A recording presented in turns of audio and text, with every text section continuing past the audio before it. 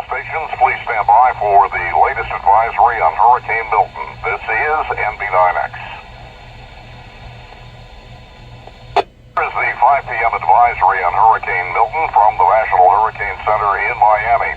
Hurricane and storm surge warnings are now issued for portions of Florida's west coast. Milton poses an extremely serious threat to Florida, and residents are urged to follow orders of local officials. As of 5 p.m., Milton is located at 21.8 north, 90.8 west. That's about 80 miles west-northwest of Progreso, Mexico, and about 675 miles southwest of Tampa. Maximum sustained winds have increased to 180 miles per hour, with minimum central pressure of 905 millibars, and that may be record-setting. Present movement is to the east at 090, 10 miles per hour.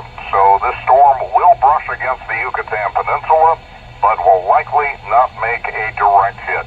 Now, as far as our new advisories, a storm surge warning has been issued for the west coast of Florida from Flamingo northward of the Suwannee River, including Charlotte Harbor and Tampa Bay. A hurricane warning has been issued for the west coast of Florida from Bonita Beach northward to the Suwannee River. That also includes Tampa Bay. A tropical storm warning for the west coast of Florida from Bonita Beach to Flamingo, including Lake Okeechobee, and north of the mouth of the Suwannee River, northward to Indian Pass.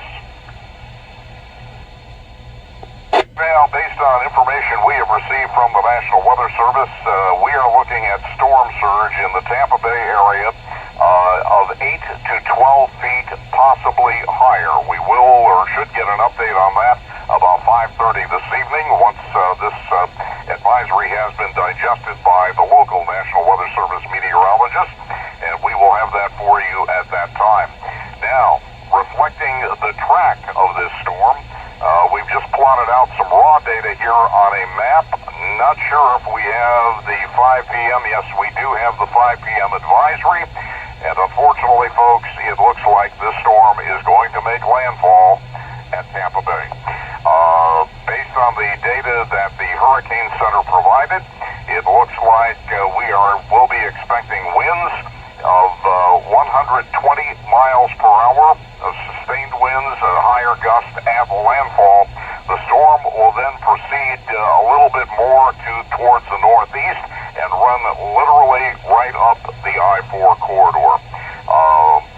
Now, of course, we still have the cone of uncertainty, and the storm could move further north, it could move further south, or it may stay put. But at this point, as of 5 p.m. tonight, it appears Tampa Bay is right in the middle of the bullseye.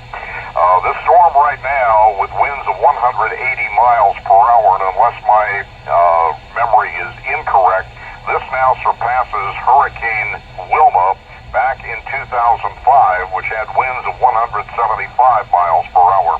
And with minimum central pressure of 906 millibars, that is extremely, extremely low, and that makes this storm even more dangerous. So again, at 5 p.m., 180 mile per hour winds, movement to the east now at 10 miles per hour as it moves towards a landfall around 1 a.m. Thursday morning in the Tampa Bay area.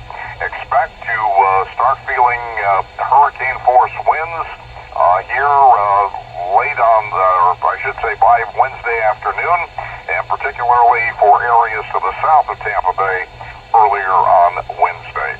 The next full advisory will be at 11 p.m. tonight. Let's hope we have better news. NB9X at 5:05.